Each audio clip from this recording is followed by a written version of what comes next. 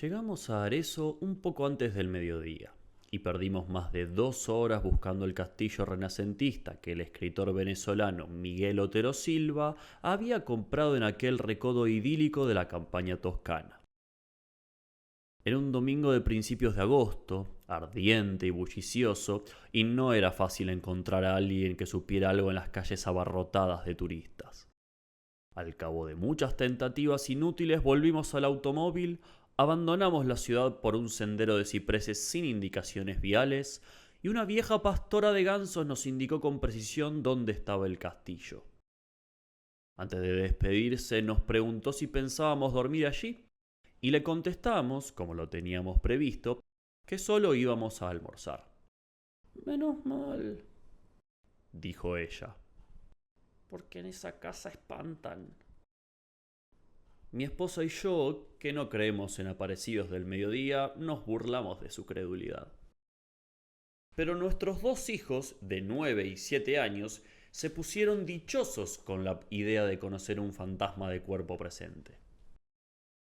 Miguel Otero Silva, que además de buen escritor era un anfitrión espléndido y un comedor refinado, nos esperaba con un almuerzo de nunca olvidar. Como se nos había hecho tarde, no tuvimos tiempo de conocer el interior del castillo antes de sentarnos a la mesa, pero su aspecto desde fuera no tenía nada de pavoroso, y cualquier inquietud se disipaba con la visión completa de la ciudad desde la terraza florida donde estábamos almorzando. Era difícil creer que en aquella colina de casas encaramadas, donde apenas cabían 90.000 personas, hubieran nacido tantos hombres de genio perdurable. Sin embargo, Miguel Otero Silva nos dijo con su humor caribe que ninguno de tantos era el más insigne de Arezzo. El más grande, sentenció, fue Ludovico. Así, sin apellidos. Ludovico, el gran señor de las artes y de la guerra, que había construido aquel castillo de su desgracia y de quien Miguel nos habló durante todo el almuerzo. Nos habló de su poder inmenso, de su amor contrariado y de su muerte espantosa. Nos contó cómo fue que en un instante de locura del corazón había apuñalado a su dama en el lecho donde acababan de amarse y luego azuzó contra sí mismo a sus feroces perros de guerra que lo despedazaron a dentelladas. Nos aseguró muy en serio que a partir de la medianoche el espectro de Ludovico deambulaba por la casa en tinieblas tratando de conseguir el sosiego en su purgatorio de amor. El castillo, en realidad, era inmenso y sombrío. Pero a plena luz del día, con el estómago lleno y el corazón contento, el relato de Miguel no podía parecer sino una broma como tantas otras suyas para entretener a sus invitados. Los 82 cuartos que recorrimos sin asombro después de la siesta habían padecido toda clase de mudanzas de sus dueños sucesivos.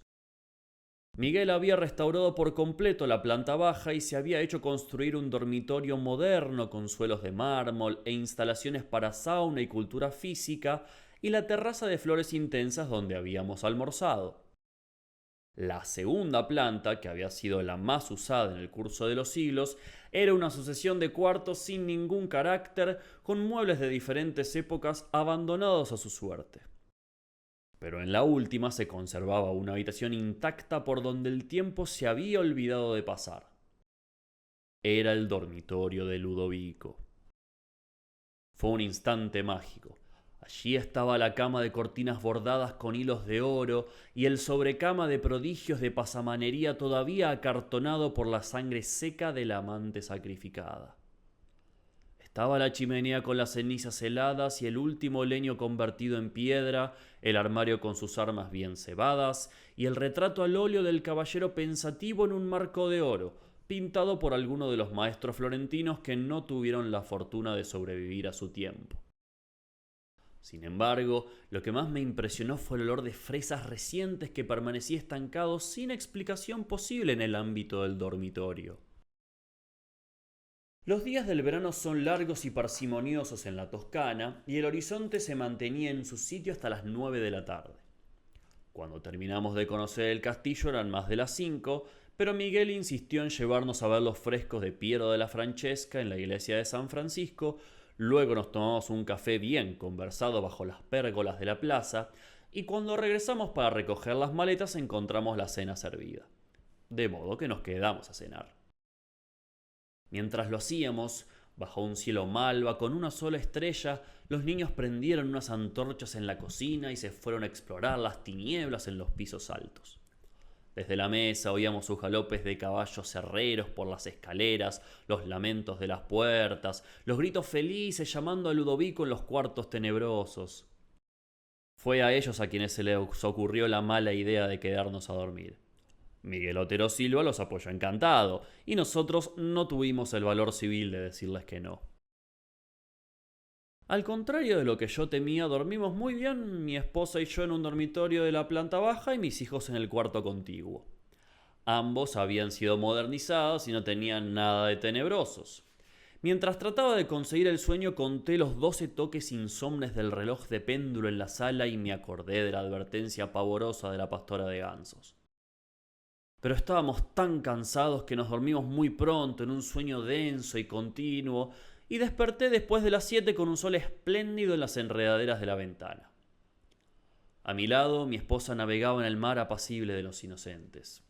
¡Qué tontería!, me dije. ¿Que alguien siga creyendo en fantasmas por estos tiempos?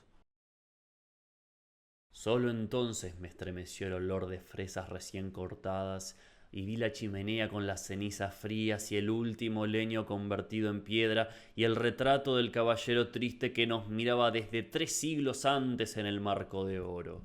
Pues no estábamos en la alcoba de la planta baja donde nos habíamos acostado la noche anterior, sino en el dormitorio de Ludovico, bajo la cornisa y las cortinas polvorientas y las sábanas empapadas de sangre todavía caliente de su cama maldita.